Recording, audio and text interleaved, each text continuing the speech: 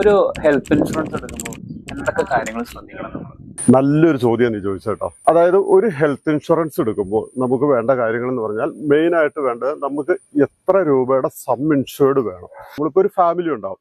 ആ ഫാമിലിയിൽ ചിലപ്പോൾ 4 പേരാണ്, സാധാരണ കേസിന് 4, 5, 6 ആയാലും നമുക്ക് കുഴപ്പമില്ല.